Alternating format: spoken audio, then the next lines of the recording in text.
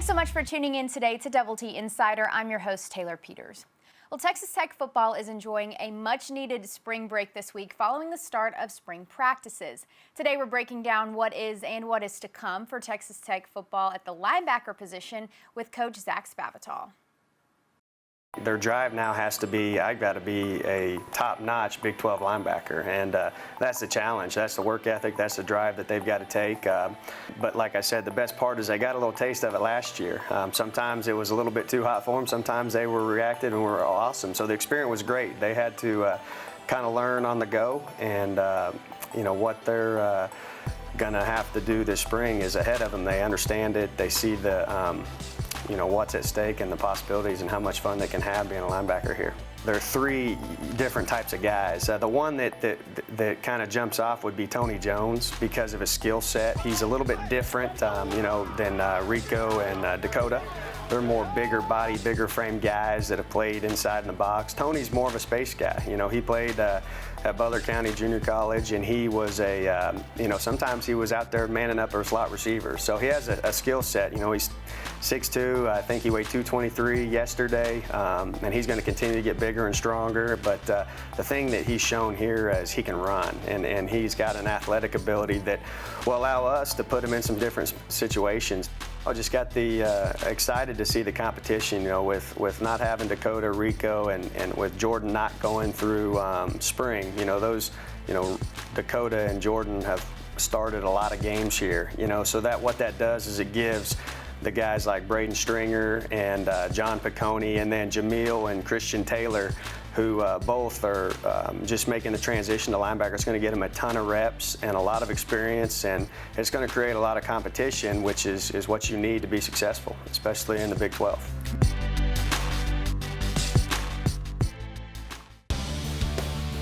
He's the only male athlete in Big 12 and Texas Tech history to advance to indoor track and field nationals in all three jumping events. Coach Kitley and Robert Giovanetti are talking Charles Brown and more next on Double T Insider. Double T Insider is brought to you in part by Plains Capital Bank. Bank with confidence.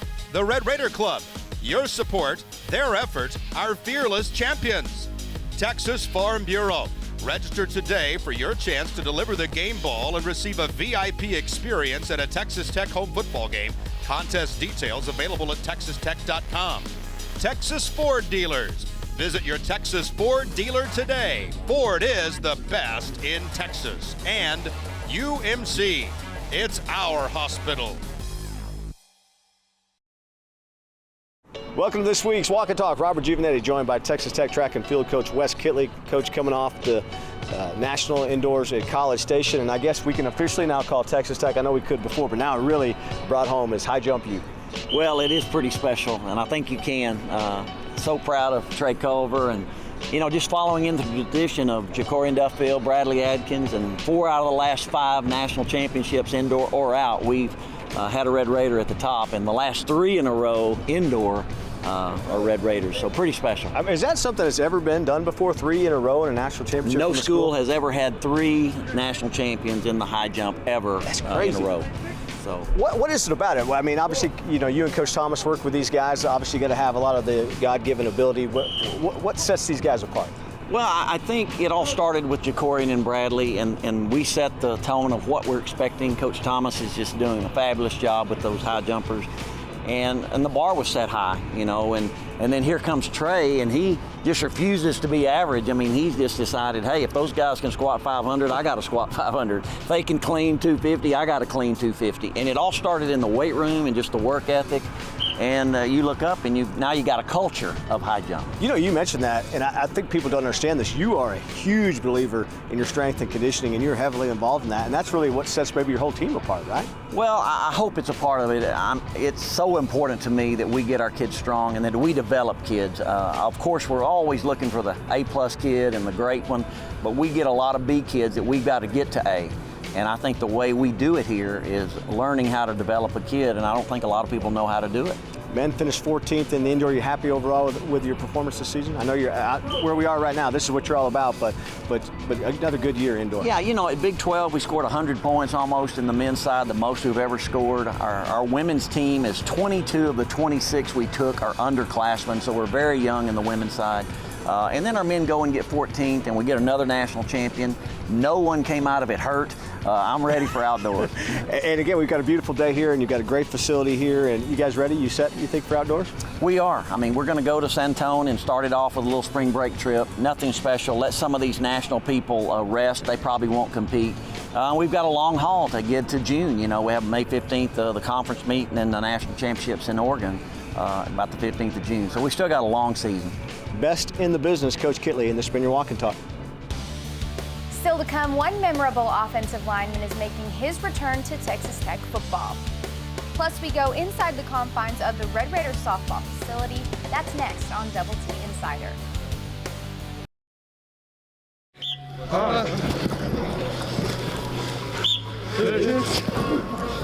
Better play harder, Dad. And everything that I do in life, my pet peeve is just people don't doubt me. Come on now.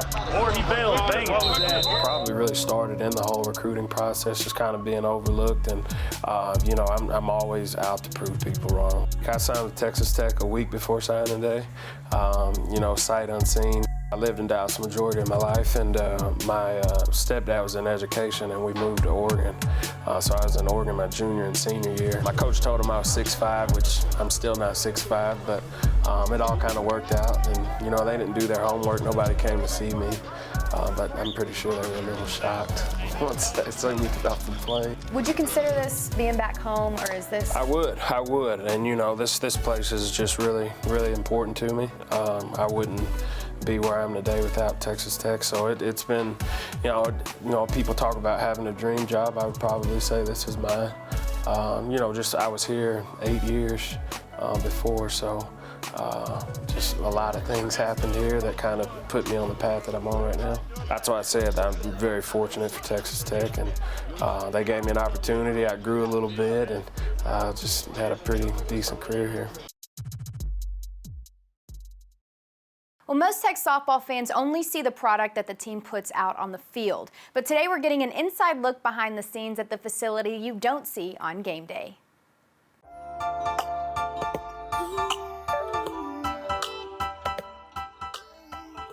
Hi, I'm Jessica. Hi, I'm Kiana.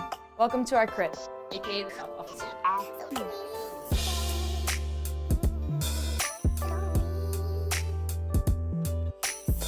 So this is a team room. This is where we kind of have all of our team meetings, get some homework done, just lounge around. We have a little study area back there also with computers. And then the greatest part of this whole facility is the kitchen. It's where we have all of our food and snacks and fruit and anything else we need before practice. We always stay fully stocked. Yes. And now we're gonna go see our coaches' offices. Here we have Coach G's office. She has a huge conference table in here, couch, and there's her desk.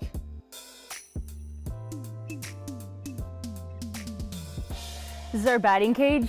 This is where we kind of get in our pregame BP, any practice BP that we're doing. You can kind of come and go as we please.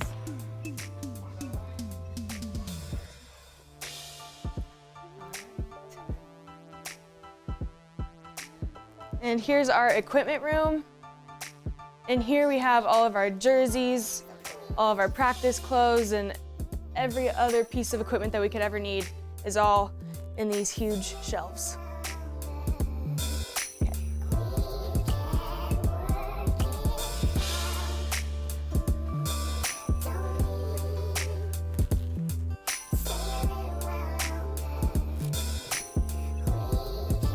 And this is our locker room.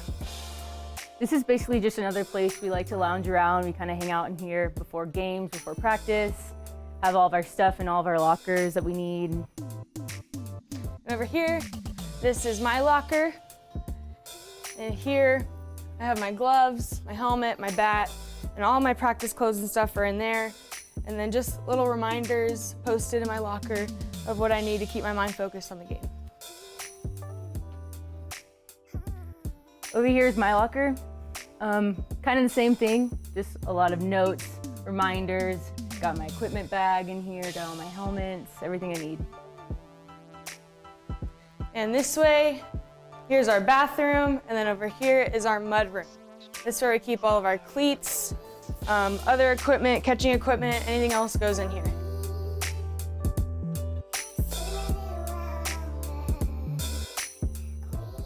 Now we're gonna show you a little bit outside.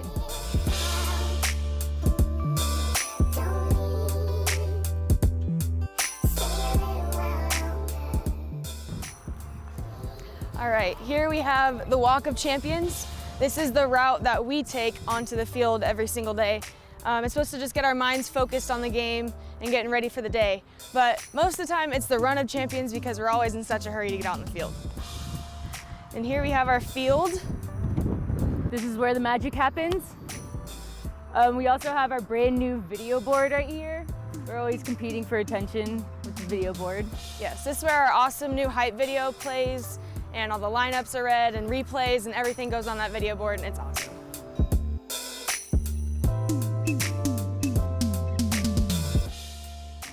All right, so here we have the actual dirt on the field and it looks great because of our awesome grounds crew. Field crew, best crew.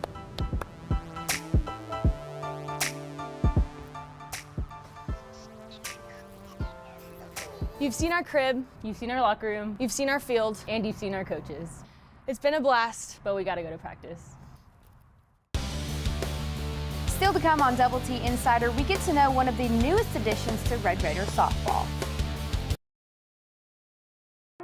From Minute Maid Park in downtown Houston, Texas, it's the Shriners Hospital for Children College Classic. Game 1 of Day 2 features the Red Raiders from Texas Tech and the Rebels from Ole Miss. Texas Tech will send out Stephen Gingrey. Gingrey gets Golson to wave and miss. Both pitchers off to a good start. Gingrey went out, really held the fort down for us, and really did his deal, pitched really good. Pitch was elevated and then spanked her right for a hit. One runs in, Hargrove heading home, and he is safe. What a tremendous slide. Yesterday we didn't come out how we really wanted to out of that, but today, you know, we kept pushing and it happened for us. Day 3, Game 1, the LSU Tigers and the Texas Tech Red Raiders. Little soft flare, looks like that's gonna drop and it will. Long is gonna be waved in. The throw's off the money. And Long will score to make this a one-run game. Base hit left field and the Red Raiders have taken the lead.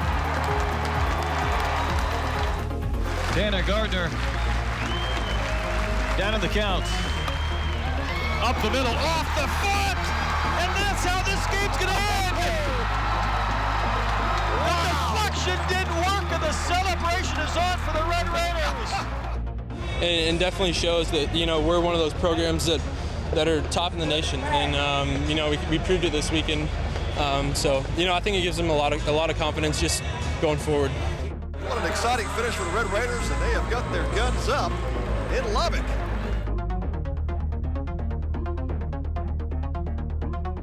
Well, softball coach Adrian Gregory has raved about the freshman arms on this year's team, and pitcher Hannah Brosman is one of them.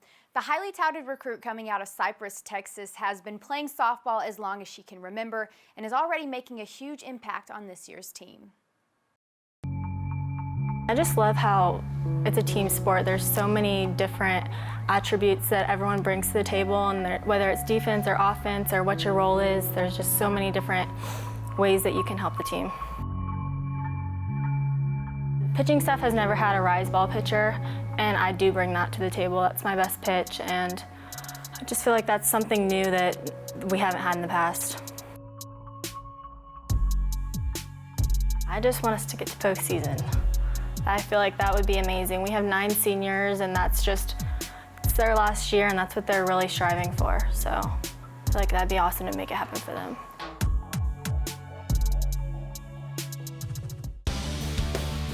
Stay with us. We'll be right back on Double T Insider.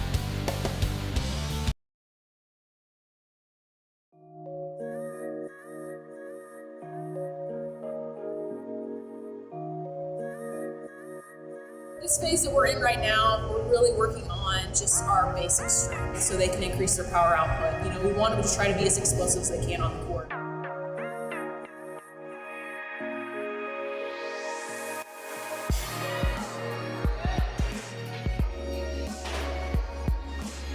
Now, from this point forward, kind of after spring break, now we tap a little bit more into the power phase where we're working on a little bit of strength speed, a lot of explosiveness, trying to move the weight as fast as we can, comboing everything right now with some sort of a jump in the weight room. So as soon as we do a heavy strength lift, trigger the nervous system so we can generate more power output with some sort of jump.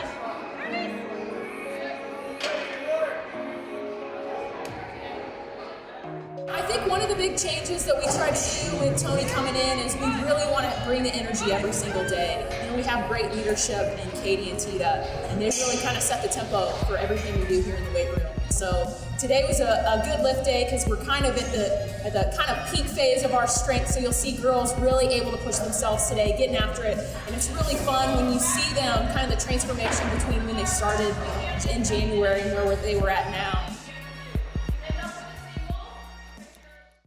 And while these players are investing the time and effort that it takes to be successful on the court, they're making time in their busy schedule to serve the Lubbock community. Take a look. The Texas Tech volleyball team is in the midst of preparing for their season in the fall, but they're taking some time to lend a helping hand to the Texas Tech Therapeutic Riding Center.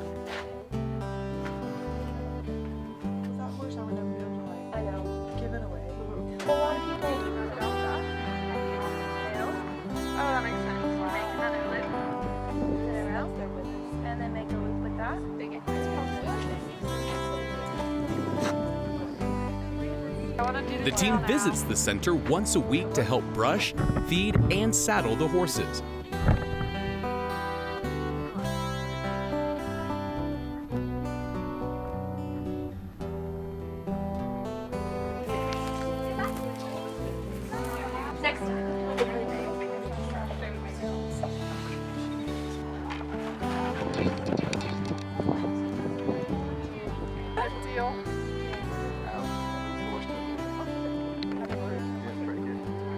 This small part of their week is a huge part of the center's mission to help people with disabilities.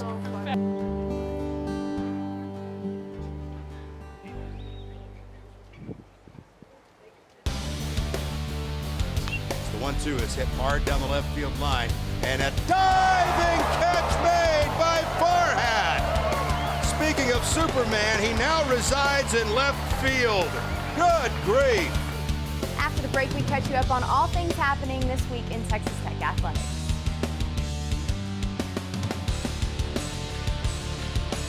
Double T Insider was brought to you in part by Plains Capital Bank. Bank with confidence. The Red Raider Club. Your support, their effort, our fearless champions. Texas Farm Bureau. Register today for your chance to deliver the game ball and receive a VIP experience at a Texas Tech home football game. Contest details available at texastech.com. Texas Ford dealers. Visit your Texas Ford dealer today. Ford is the best in Texas. And UMC, it's our hospital.